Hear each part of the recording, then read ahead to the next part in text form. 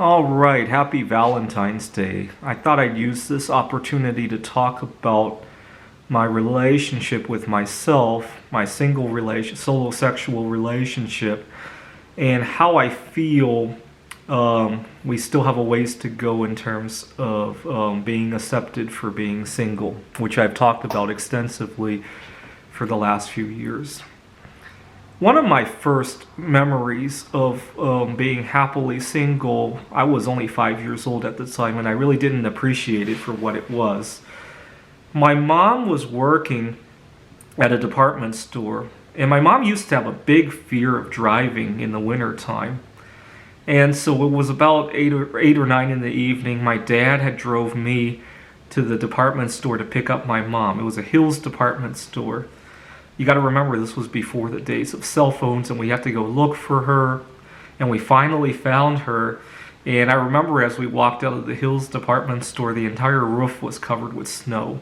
And I just had a happy feeling about that memory. To this day, even though it's been almost 30 years now, I still remember that memory. Sometimes when I break up with a girl and I'm sad about it, I remember how happy I was, even though I've never been involved with a girl at that point, right? Not even close to it, right?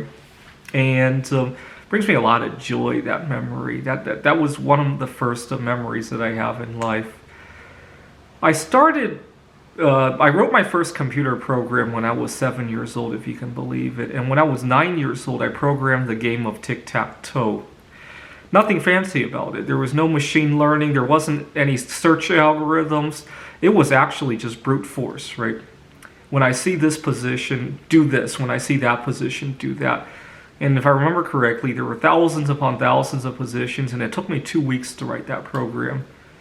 Now, after I finished that program, it was around Christmas time, and my family had invited some friends over. And all I wanted to do was show all my family's friends my tic-tac-toe program. My family had some friends that were about their age, so they had kids that were my age, and I was showing all these friends, and nobody wanted to look at a computer play tic-tac-toe. These are 8, 9-year-old kids. They have better things on their mind.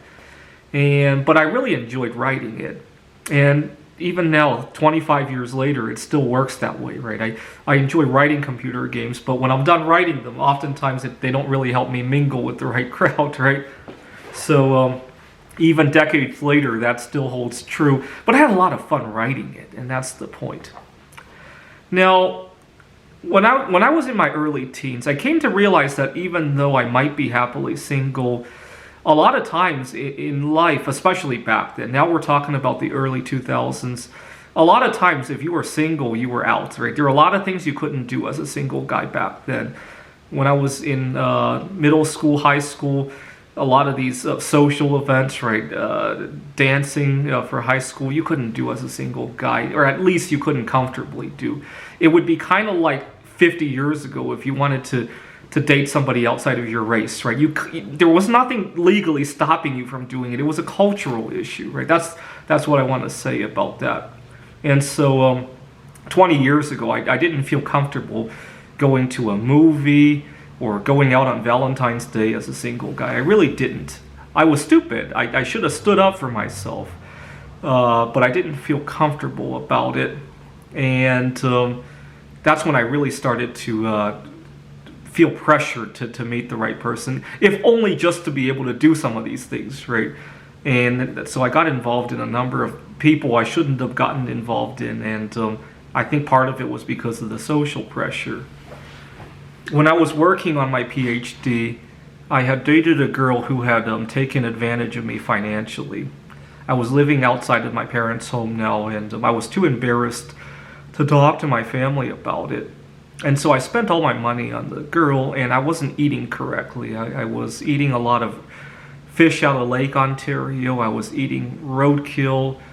I had a friend who worked behind the scenes at the grocery store, and he would give me stuff that they were about to throw out. I don't think it was technically in line with the store's policy, but he did it under the table, and he told me not to tell anybody else in the store about our deal.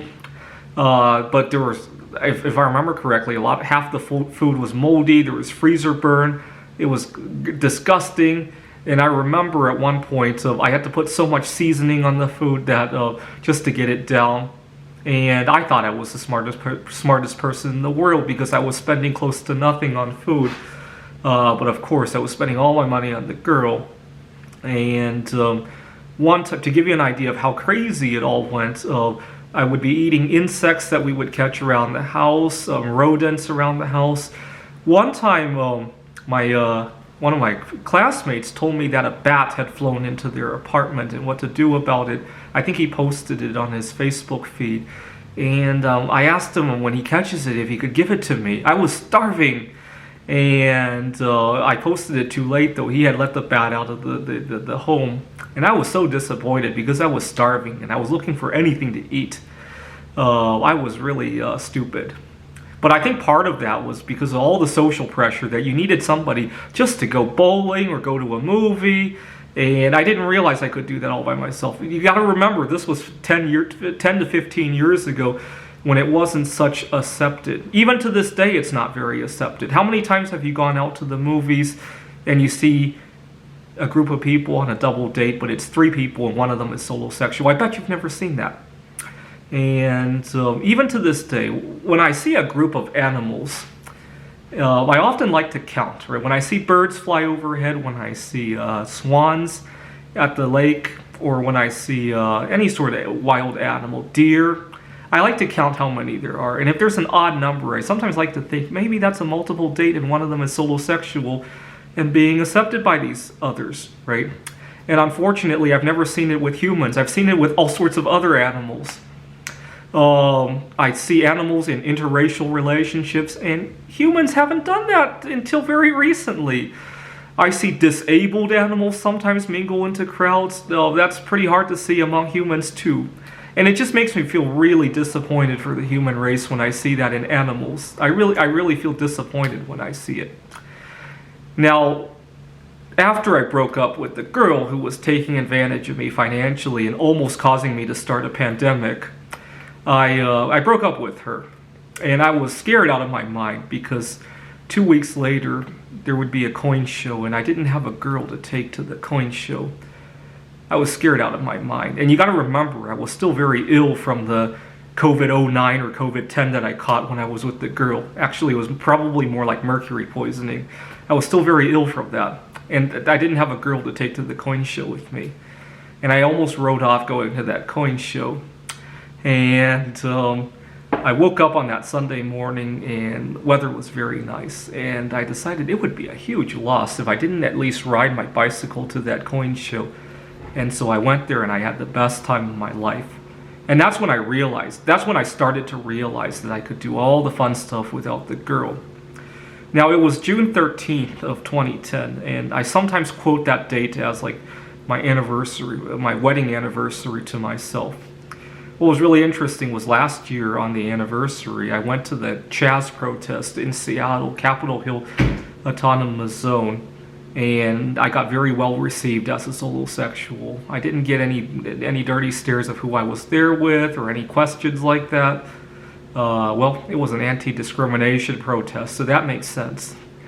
Unfortunately, even to this day, I still have a hard time going out as a single guy. I've never been on such a double date that I dreamed about earlier in the video. I've never done anything like that, right? And even when I go out alone on Valentine's Day, a lot of times I still get treated like a second-class citizen. I think part of the problem in the United States is that we tip. And so the waiter would probably like to see 2 people tipping instead of 1, right? And so they assume you're not going to tip, and then of course you're not going to tip, right? It's such a problem. I wish we got rid of tipping. I really do, just for that reason. I tip very well, by the way, but I still wish we got rid of the institution of tipping. That's what I mean by that. And then there's the problem at the workplace. There's always that stereotype that you're single, you don't need you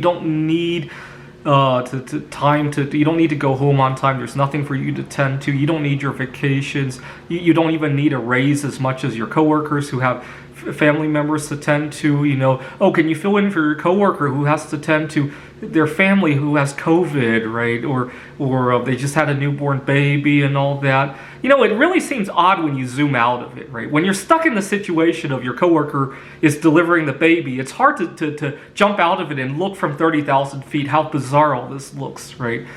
That's just my take on it. Anyway, happy Valentine's Day, and if you're single, doubly happy Valentine's Day to you. Thanks for watching.